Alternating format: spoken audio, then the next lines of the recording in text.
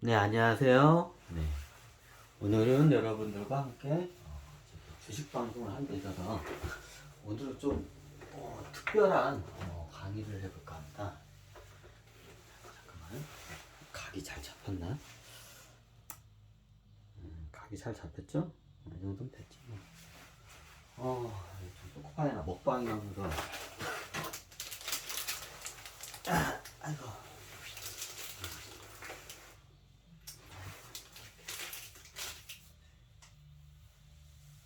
자, 오늘의 강의는 자산 분석하는 방법에 대해서 한번 설명을 드리겠습니다. 자산 분석. 일단 먼저 주식을 지금 분석을 하는 거잖아요. 주식을 분석하는 데 있어서 그 회사가 자산을 얼마나 갖고 있는지. 첫 번째, 자산이 얼마인지. 두 번째, 이 회사의 자산의 성격을 알아야겠죠. 그리고 이제 세 번째가 이제 이게 중요한 건데, 이 회사의 자산이 형성되어 있는 부채 비율. 이걸 여러 개를 잘 알아야, 이게 좀 이런 말하고는 좀 그런데 그 회사의 건전성뿐만 아니라 회사들이 주식 회사들이 이렇게 꼼수를 많이 피워요. 그래가지고 회사 돈을 횡령, 배임, 그리고 주가 조작하는 거를 어느 정도 예측이 가능해요. 그래서 그러면 기본적인 자산 분석을 할 줄 알아야 돼요. 저 할 줄 아냐고요? 저는 그렇게 거기까지는 깊이 안 들어가요. 하면 할 수가 있는데, 왜냐면 저 같은 경우에는 이게 어떻게 보면 개인 투자자의 한계점일 수도 있는데, 이게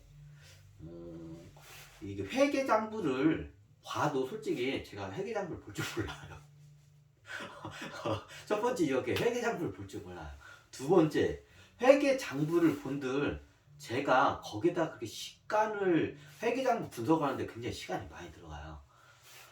이게 한 회사를 분석하는데만 제대로 디테일하게 제대로 이제 파고 들어가려면 시간이 어마어마하게 들어요. 에너지도 많이 들어가고 비용도 많이 들어가요. 이게 보니까 저 같은 경우에는 이게 애초부터 이게 불가능하더라고요. 그래서 저는 아예 통계적으로 다른 부분으로 해가지고 통계적으로 그걸 딱 판단하고 들어가요. 회계장부를 깊게 파고 들어가면 저는 좋은데, 어설프게 파고 들어가면 어떤 현상이 일어나냐, 회계장부의 함정에 빠져들어가요. 어떤 슈퍼개미가 그 얘기를 하더라고요. 회계장부 파헤치는 투자자 치고 수익 내는 투자자가 없다고. 그런 말을 하더라고. 이게 뭔 말인지 몰랐는데, 제가 분석을 하다 보니까, 이게 이제 뭔 말인지 알겠더라고. 그게 이제 뭔 말이냐면, 회계장부를 진짜 디테일에 확실하게 그 밑바닥 구석까지 진짜 하수구 밑에까지 그 회계장부까지 싸사시 뒤질 수 있는 능력이 있으면 그게 도움이 돼요. 근데 그게 안 되면 어떻게 되냐? 쉽게 말하면 오너 가문 애들이, 경영진 애들, 총수 애들이 파는 함정에 다 빠져요. 자, 이 함정에 누가 많이 빠져나? 기관 투자자 애들이 많이 빠져요. 우리가 보통 이게 보면, 이게 보통 투자자 이렇게 보면 차트를 보고 투자하는 투자자가 있고 기관 투자자는 크게 두 가지 있어요. 그리고 그 회사를 이제 어떤 기술적 분석 아니죠. 이제 재무 분석, 회계 분석을 디테일해 가지고 이제 하는 투자자가 있어요. 기관 투자는 크게 분석하는 사람이 두 가지야. 차트 분석하고 회계 재무 분석. 요게 크게 두 가지예요. 이게 세 번째로 미술, 미래, 몇 가지 기타 등등 있는데, 크게 나누는 두 가지의 부류의 스타일로 나눠요. 기관 투자자들의 스타일을. 이제 차트나 여러 가지 이제 약간 통계적인 거, 할 때 차트 분석, 그리고 이제 회계 재무 분석, 회계장부 분석. 근데 회계장부, 이게 통계가 이미 나왔어요. 회계장부를 분석하는 투자자들이 차트로 해서 투자자하는 전문가들보다 수익률이 떨어져요. 오히려 손실을 많이 입기도 해요. 그래가지고 저기 증권가에는 이런 말이 있어요. 회계장부 뒤져가지고 저기 투자해서 수익 내는 저기 투자자 못 봤다고. 저도 처음에 그 말을 들었을 때 예전에는 제가 이제 몰랐으니까 어떤 슈퍼게임가 그 얘기를 하더라고요. 이게 증권가에서 이게 다분하게 있는 말이에요. 알만한 사람들은 다 아는 말이야. 그 회계장부 이게 되게 깊게 파서 저기 수익 내는 저기 투자자 못 봤다고 받는 말이에요. 그 이유가 왜 그런지 저도 예전에 몰랐는데 근데 이게 분석을 해보니까 이유를 알겠더라고. 특히 우리나라 같은 게 그게 이제 심해요. 왜 그러냐면 우리나라 같은 경우는 예전 저기 이게 저기 역사 이게 근대와 역사하고 다 연결돼. 예전에 우리나라 군부 정권 그 이전부터 해가 군부 정권 시대까지 어떻게 되냐 비자금이 어마어마했죠. 그리고 비자금으로 해가지고 저기 군인이나 정부에다 이게 산학금을 내요. 그러면 그 돈이 다 어디서 나오냐? 회사 돈을 갖다가 빼돌려가지고 그거 가지고 뇌물로 바쳤어요 예전에 군부 정권 시대. 이제 그게 이제 조금씩 나아진 게 김영삼 정부가 들어오면서 그걸 갖다가 이제 청산하기 시작한 거야. 이제 그때부터 많이 이게 이제 저기 괜찮아졌어요. 예전에 저기 군부 정권 시대는 회계 장부가 이게 완전 개판이었어요. 그걸 갖다가 지금은 이제 그게 안 먹히지. 왜 금융감독에서 딱 나오면 바로 갈려버리니까. 자 심하면 어떤 저거 있냐면 포스코도 그렇고 대부분 저거였는데 대기업도 저거였는데 포스코가 굉장히 심했어요 예전에. 포스코가 국영기업인데 이 회사가 수익을 어마어마하게 냈어. 천문학적인 수익을 어마어마하게 냈어. 근데 그걸 다 어디로 들어가요? 옛날 저기 군부 정권 시대 다 저 정치 비자금으로 다 들어가요. 이제 저 첩보 비용으로도 들어가고. 그럼 예를 들어서 이 포스코라는 회사가 예전에 군부 정권 때 1년에 100만큼을 벌었어. 벌어들인 게 100이야. 100을 벌었어. 실질적으로 벌어들인 게 100이야. 그럼 어떻게 해요? 거기서 한 90 최하 90 이상은 다 어떻게 해요? 빼돌려요. 90 이상은 다 빼돌려. 어디에? 자기 비자금을 해가지고 저기 정치 자금이나 아니면 첩보 자금을 해가지고 다 뒤로 빼돌려요. 포스코가 굉장히 이제 심했어요 그게. 이제 그건 없어. 이제 그게 이게 뒤지지도 못하고 밝혀내지도 못해. 근데 원체 이게 티가 확 나. 그럼에도 불구하고 포스코가 예전에 어마어마한 수익을 냈어요. 90% 다 먹었는데도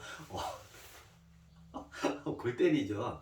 아니 그러면 그 포스코 그 CEO 개새끼가 다 처먹었네? 아니에요. 이게 재미있는 게 뭐냐면 이게 저도 이제 박정희 대통령 저기 대통령 귀신한테 들은 건데 그 당시에 포스코 그 맡긴 양반이 있어. 자기의 첼 측근한테 그걸 믿고 맡기고 해. 근데 이 양반은 진짜로 깨끗해. 자기의 그 회사 돈을 10원 한 장 손을 안 댔어 진짜 이 양반은. 이 양반 다큐멘터리가 나와요. 대한민국에는 이 양반 이러면서 대한민국에는 포스코가 있고 포스코가 있는 데는 이 양반이 있었기 때문에 가능하다. 이 양반이 있었기 때문에 포스코가 있고 대한민국의 현재 중공업이 산업이 토대가 됐다 할 정도로 예전에 다큐멘터리도 나왔고 어떻게 보면 이게 인물로 해가지고 많이 나왔어요. 근데 이 양반이 굉장히 천명해요. 이 양반이 성이 최씨였나? 잘 이해가 안 봤나? 하여튼 근데 천명한 양반이야. 근데 이 양반은 참고적으로 회사 돈을 10원 한 장 손을 안 댔어요. 개인은. 야! 90% 이상을 다 빼돌렸다면서요? 네, 90% 이상을 빼돌렸어요. 근데 이 양반은 좀 약간 저건데 이제 국가를 위해서 옆으로 또 샜네. 이게 역사적인 걸 하면 참, 이걸 어떻게 뭐라고 저거를 뭐라고 죄라도 할 수도 없고 회사 돈을 빼돌리고 이거 저기 투자자들도 사기친 건 맞는데 이거 또 어떻게 보면 또 그게 아니야 또 보면. 근데 그 양반이 굉장히 이게 저기 어떻게 굉장히 어떻게 보면 포스코와 국가를 위해서 희생을 많이 해요.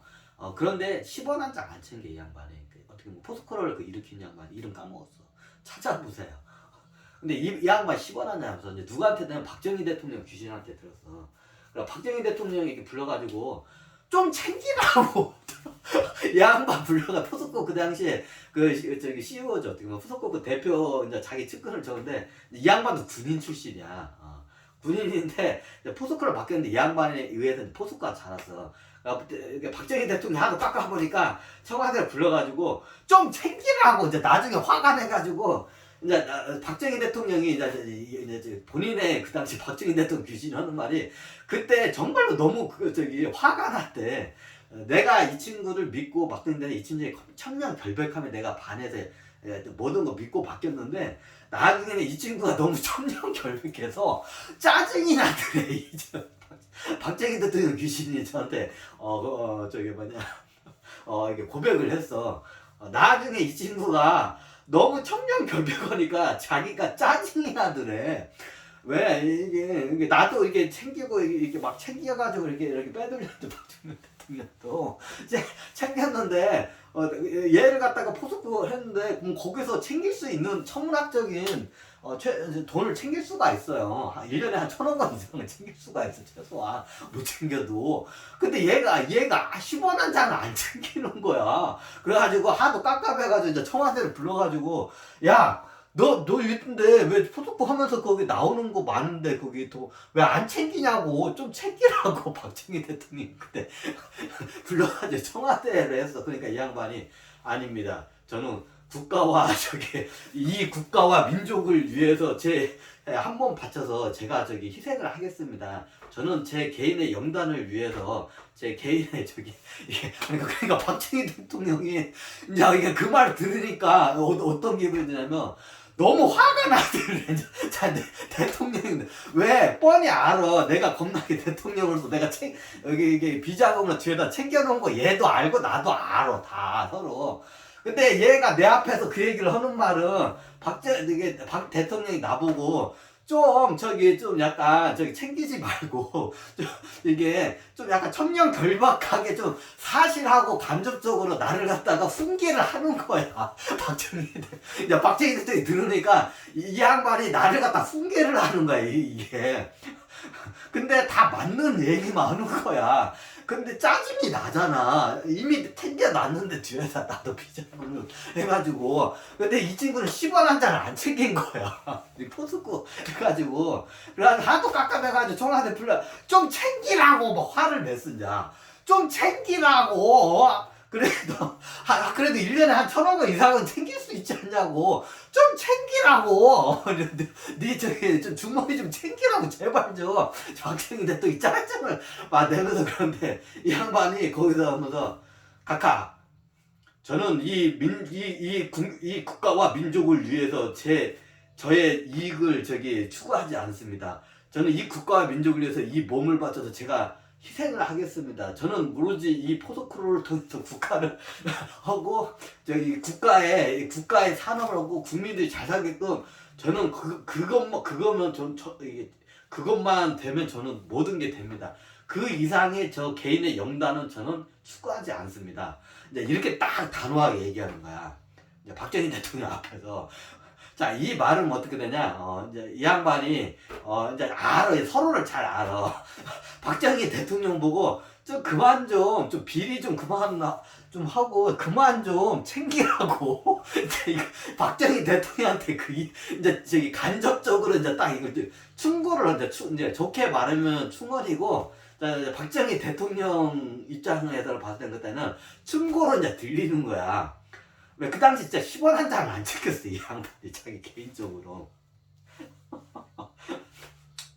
그리고 포스코를 세계적인 철강 회사로 이게 저거야. 예전에 카네기의 미국이 중공업이 큰데 카네기의 그 철강 회사 때문에 이렇게 커요. 미국이 그 중공업이 발달하는. 그래서 미국의 상징성이 철강이에요. 그 펄펄 끓는 용광물.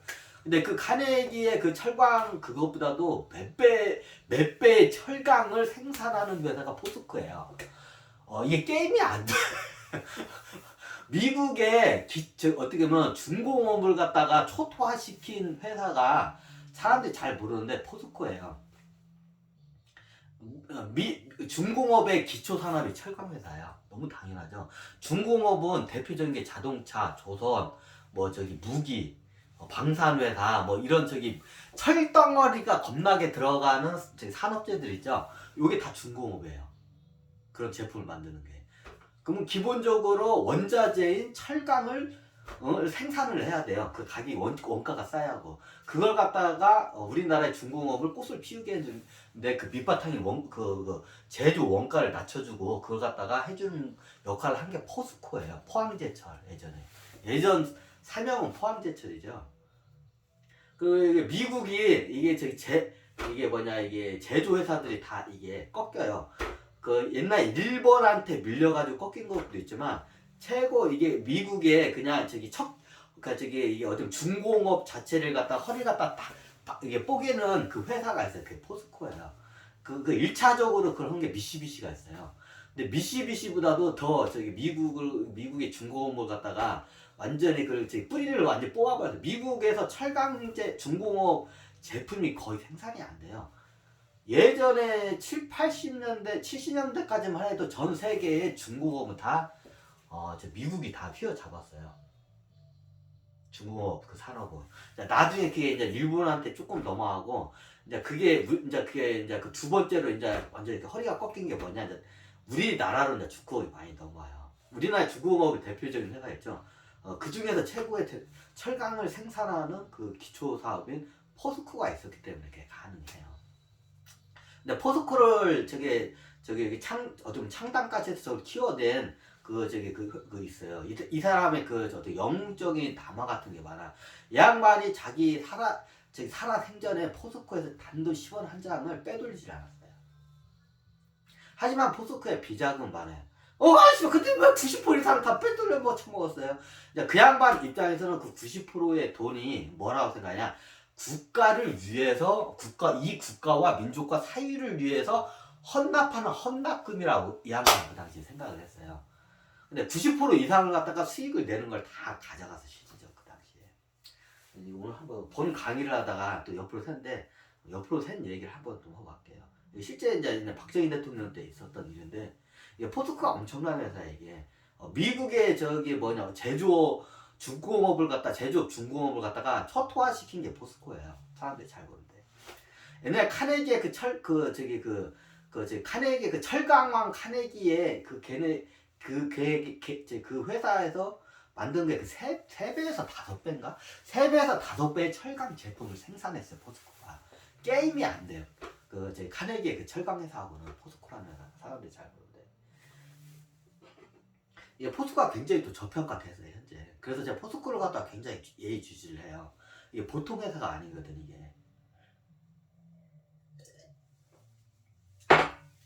이게 포스코 어떻게 보면 주식하고도 역사하고도 한데 이 양반이 차오는데 10원 한 장을 자기를 빼돌리지 않아요. 자기를 위해서 10원 한 장을 쓰질 않아요. 하지만 비자금은 겁나게 빼돌려요, 이 양반이. 근데 어떻게 해야 비자금 국가 그 당시에 그 돈이 어디로 이렇게 들어가냐면 이제 청와대 쪽에서 관리를 해가지고 이제 다 들어가요. 그럼 청와대 쪽에서 이게 관리해가지고 그 관리를 하는데 청와대에서 그걸 갖다 최고 많이 그 비용이 어디에 충당되냐? 첩보 비용으로 많이 충당이 돼요. 실질적으로 예전에 냉전 시대에 보면 미국 같은 경우에는 거의 미국의 1년 예산의 국방비가 어마어마하게 돼요. 특히 옛날 냉전 시대는 국방비가 천문학적으로 들어간 거면 다들 아시죠? 첩보비가 거의 미국의 그 첩보 비용이 있어요. 첩보 비용이 거의 국방비에 맞먹을 정도의 비용이 들어가요. 미국에. CIA가 다른 미국에 우리가 잘 아는 게 CIA밖에 모르는데 어마어마한 그 첩보 기관들이 겁나게 많아요. 이게 공식적인 기관과 비공식적인 기관이 훨씬 많아. 그럼 걔네들 그 돈 어디서 있어요? 자, 첩보 비용을 세금으로 거둔 국가 예산으로 할 수 없어요. 그렇다고 이게 채권으로도 할 수 없고 국채로도 할 수 없고 이게 다 드러나기 때문에 첩보 비용이 드러나면 안 돼. 이게 기본이에요. 이거는 이게 역사상 이건 다 똑같아 어디든지.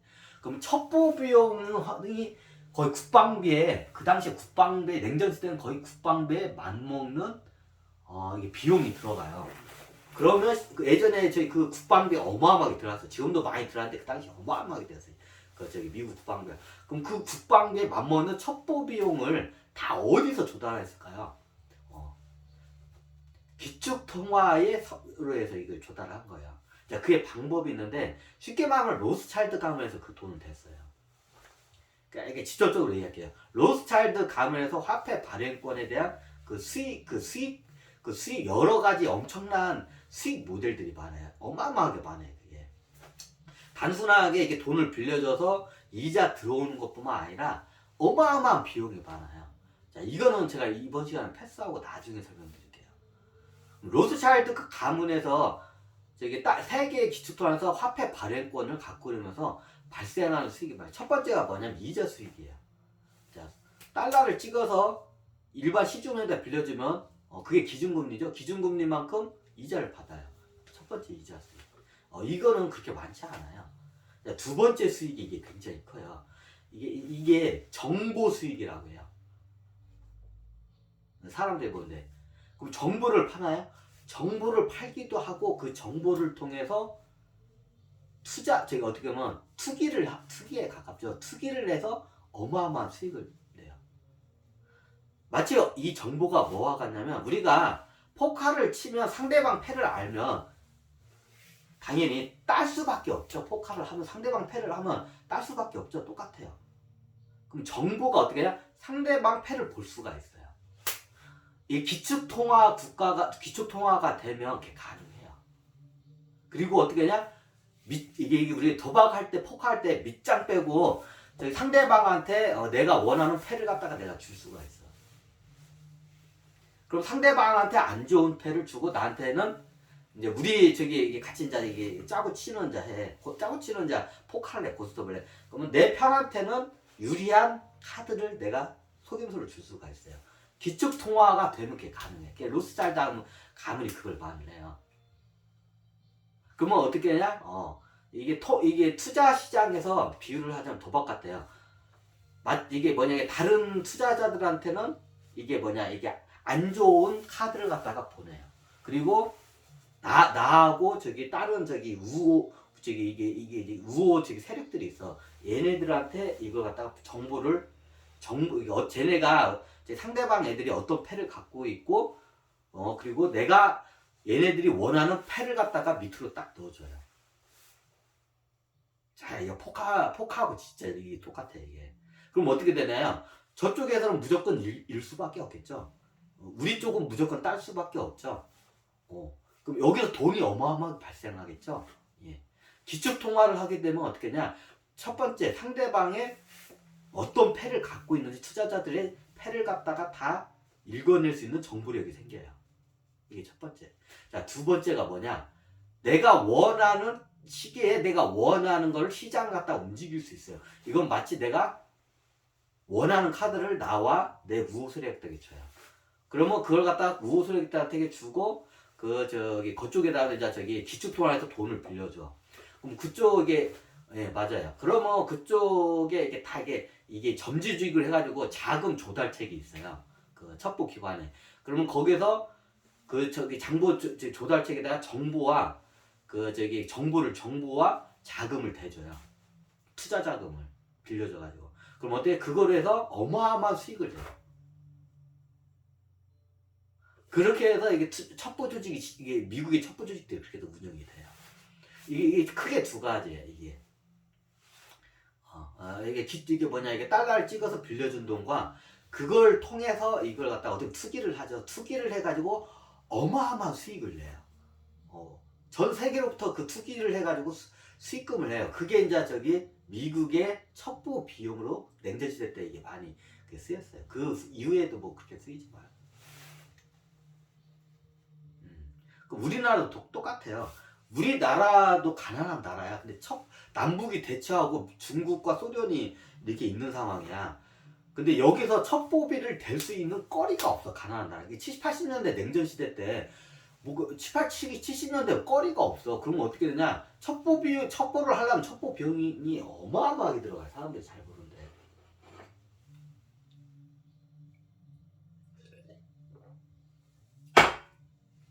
그냥 어떻게 했냐? 네, 그 당시에 쉽게 말하면 군부 정권 시대랄게요. 박정희 대통령부터 노태우 대 전두환 노태우 이때 첩보 비용을 다 어디서 충당하냐?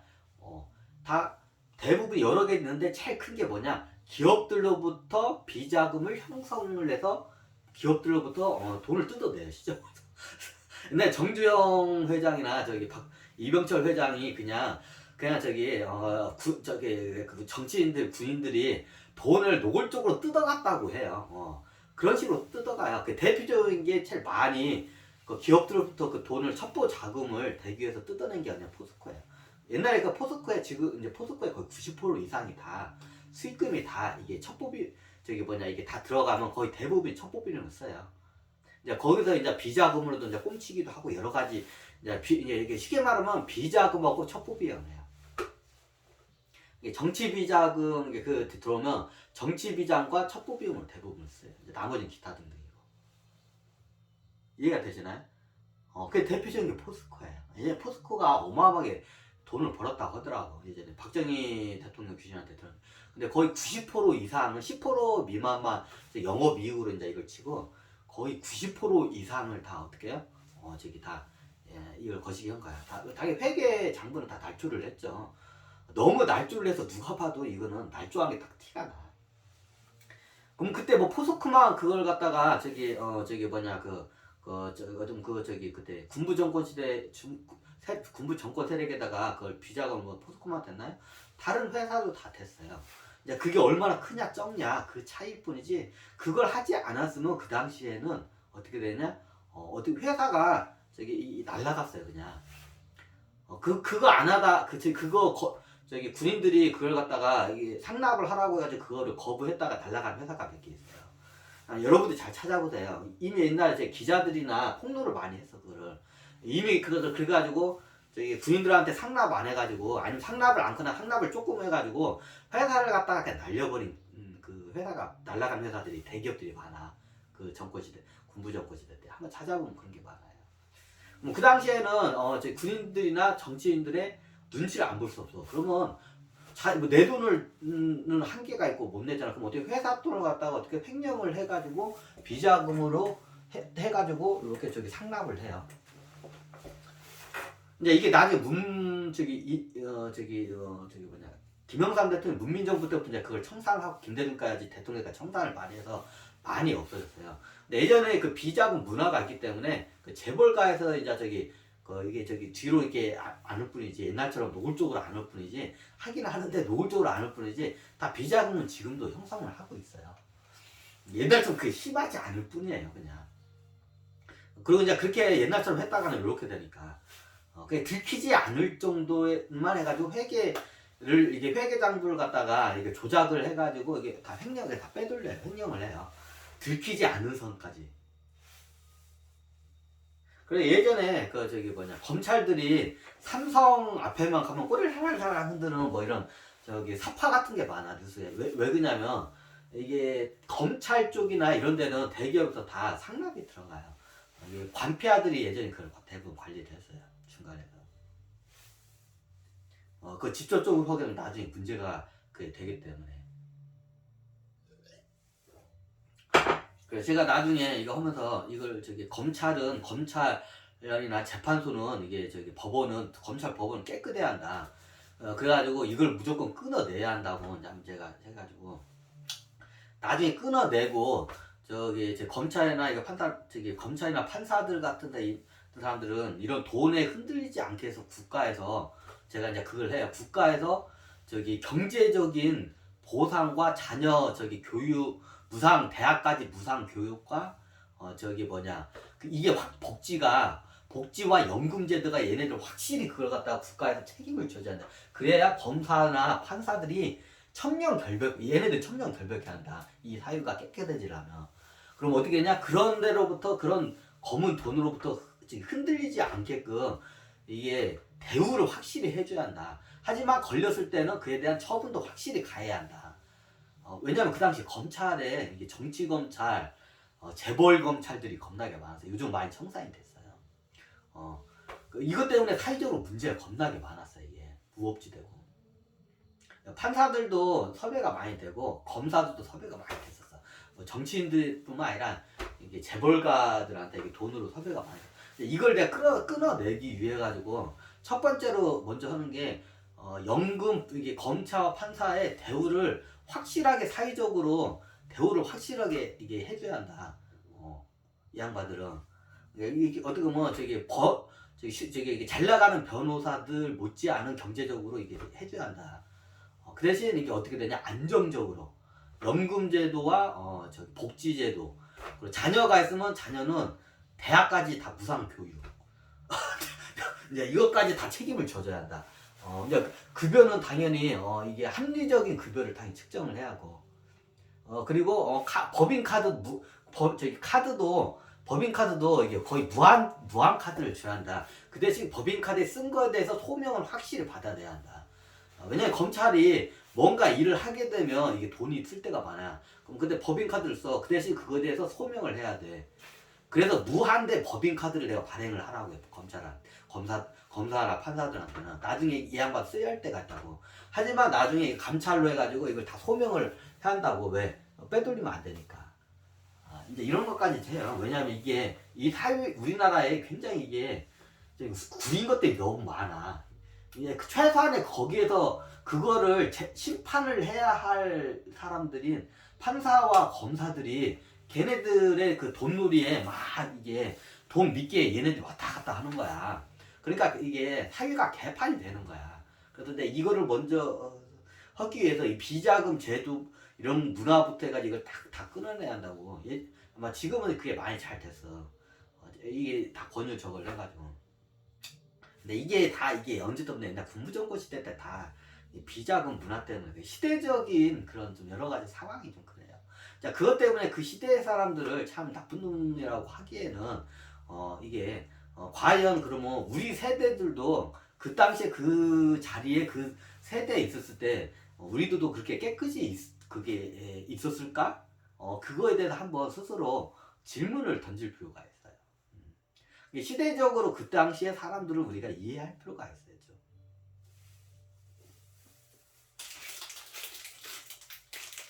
그래요. 그래서 이게 왜냐면 이게 다 우리나라 같은 주식에 비자금 문화도 많고 이런 게 회계장부를 조작이 이게 예전부터 심해요. 이제 지금은 덜 심하지. 예전보다 덜 심하지. 지금도 심해요. 그래서 이게 회계장부 이게 분석해봤자 이게 허위 회계장부인데 그거로 투자해봤자 안 맞아.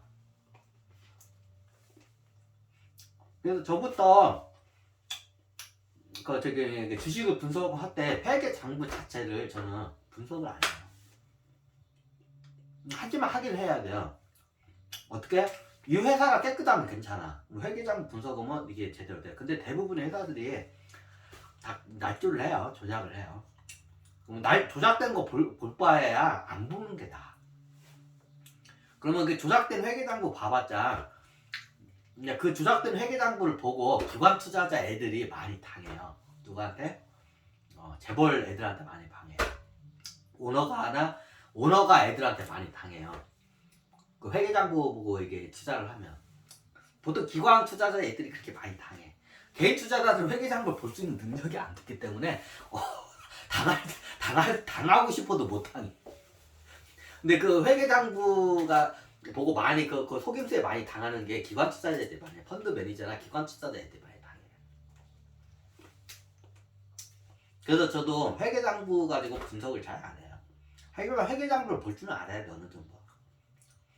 회계장부를 보면 얘네들이 어떤 음식 얼마만큼 가지고 회계장부를 장난치는지 그거를 이렇게 딱 보면 딱 파악이 돼요. 어느 정도.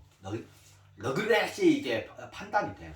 딱 데이터로 확신이 났지만 감이 와요. 이 회사는 굉장히 안에 구린 게 많구나. 회계장부 조작한 흔적들이 보여요. 재무제표하고 회계장부 조작한 흔적들이 다 보이게 돼.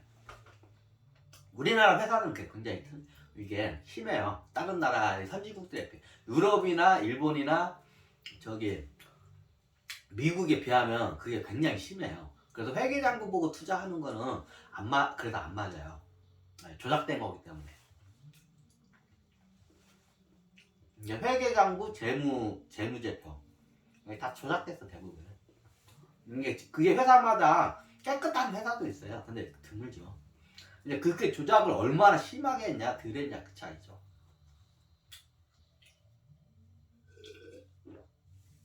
하지만 회계장부를 볼 줄 알아야 돼요. 특히 이 회사가 어떤 자산을 갖고 있는지, 그 어떤 자산을 얼마만큼 갖고 있고 부채가 얼마인지 그래 건전성을 우리가 또 살이 걸려 알 수가 있기 때문에. 뭐다가 일어났냐? 포스코 쪽 저거다. 하여튼 그래 여기서 좀 끊고 가야겠네.